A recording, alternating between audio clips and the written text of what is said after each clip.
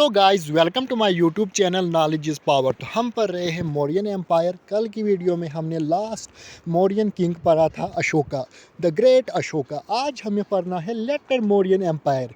यहाँ हमें पढ़ना है कि लास्ट रूलर कौन था मौर्य एम्पायर का, क्योंकि यहाँ से भी एग्ज़ाम में MCQ बनते हैं। फर्स्ट फॉलोइंग डेथ ऑफ, जब अशोका की डेथ हो गई, मौर्यन डायनेस्टी ने 137 ईयर, अप्रॉक्सीमेटली 137 ईयर रूल किया। अशोका के बाद हम पढ़ते नहीं, क्योंकि वीक रूलर आए थे, उनके बारे में कुछ खास पढ़ने को मिलता ही नहीं है। जब अशोका की डेथ हो गई, उसके बाद एम्पायर दो पार्ट में बढ़ गए, एक ईस्टर्न पार्ट, दूसरा वेस्टर्न पार्ट। ये हम पढ़ रहे हैं कि मौर्यन एम्पायर के बाद, थोड़ा सा बाद में क्या हुआ। उसके बाद पढ़ते हैं ये अब द लास्ट मौर्यन रूलर। कौन था लास्ट मौर्यन रूलर?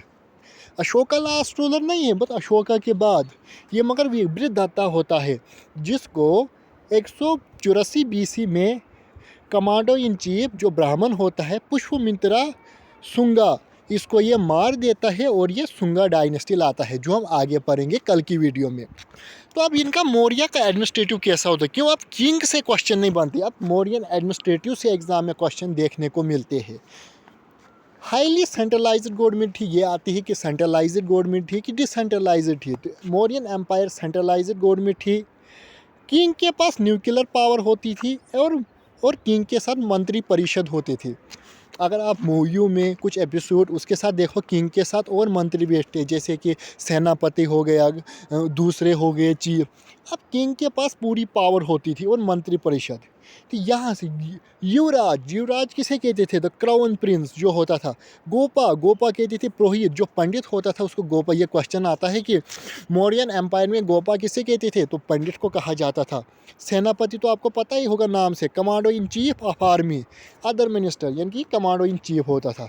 अब आते हैं कि प्रोंसल एडमिनिस्ट्रेटिव। यहाँ से भी क्वेश्चन एग्जाम में देखे गए, चाहे JK SSB का एग्ज़ाम हो, कोई भी कॉम्पिटिटिव एग्ज़ाम हो, यहाँ से भी एग्ज़ाम में क्वेश्चन देखने को मिलते हैं।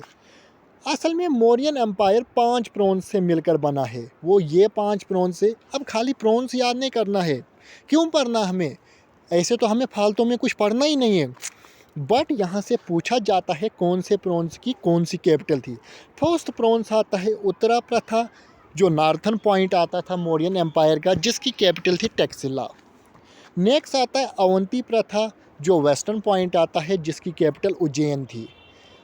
थर्ड आता है प्रची प्रथा, जो ईस्टर्न साइड था मौर्यन एम्पायर के, जिसकी कैपिटल किलंगा थी। किलंगा क्या होता है? उड़ीसा की जगह है, जो आज हमें प्रेजेंट में किलंगा नहीं मिलता है, मगर उस वक्त उड़ीसा की कुछ जगह लेकर, 3-4 जगहें लेकर उसको किलंगा कहते थे। नेक्स्ट आता है दक्षिण प्रथा, ये सदर्न पार्ट होता था। ये पूछता है दक्षिण प्रथा सदर्न पार्ट था, जिसकी कैपिटल स्वयं नगरी थी। लास्ट आता है सेंट्रल प्रोन्स की कैपिटल थी पाटलिपुत्र। यहाँ से एग्जाम में क्वेश्चन पूछने को मिलते हैं।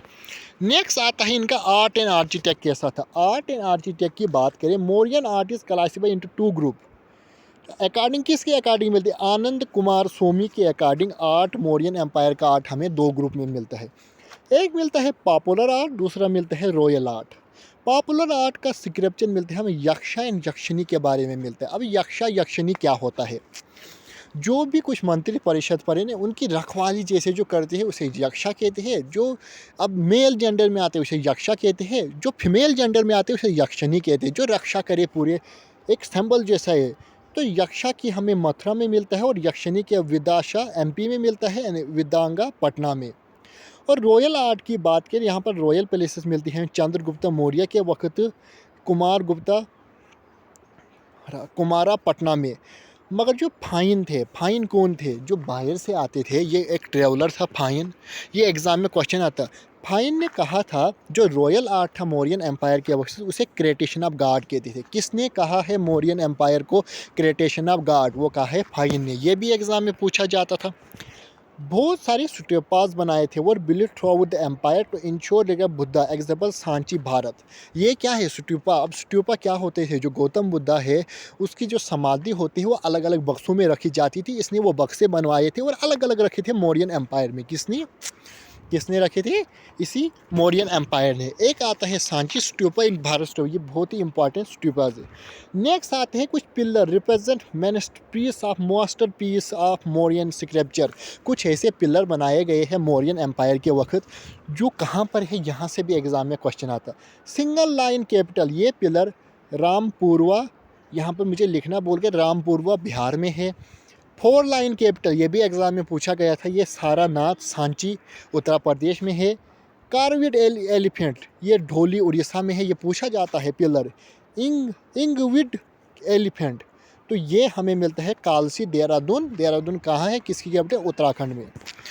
नेक्स्ट आता है अब last point, the emblem of Indian Republic. जो एम्बलम है इंडियन रिपब्लिक का, वो कहाँ से उठा? Adopted from line capital. जो लाइन कैपिटल अशोका का पिलर है सारानाथ में, सारानाथ कहाँ है? उत्तर प्रदेश में, यूपी में, तो वहाँ से उठाया गया है एम्बलम ऑफ इंडियन रिपब्लिक का।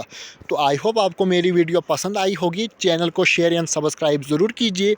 हमने इसी यूट्यूब चैनल पर मॉडर्न हिस्ट्री कंप्लीट करा दी है विद हैंड रिटन नोट। अलग किताबों से, वेबसाइट से और यूट्यूब से मैंने नोट्स इकट्ठा किए हैं, तब जाकर एक जगह मैंने नोट इकट्ठा किया है। चाहे आप किसी भी एग्ज़ाम की प्रिपरेशन कर रहे हो, कोई भी कॉम्पिटिटिव एग्ज़ाम है, चाहे हाई लेवल का हो, बेसिक लेवल हो, यहाँ से बाहर 2-3 क्वेश्चन ही बनते होंगे एक एक टॉपिक से, ज़्यादा यहीं से क्वेश्चन आते हैं। यह मैं बड़ी डीप लेवल का पढ़ा रहा हूँ, एडवांस पढ़ा रहा हूँ। तो चैनल को शेयर एंड सब्सक्राइब ज़रूर कीजिए। हमने ज्योग्राफिया भी पढ़ा दी है, प्ले लिस्ट बनाई इसी यूट्यूब चैनल पर।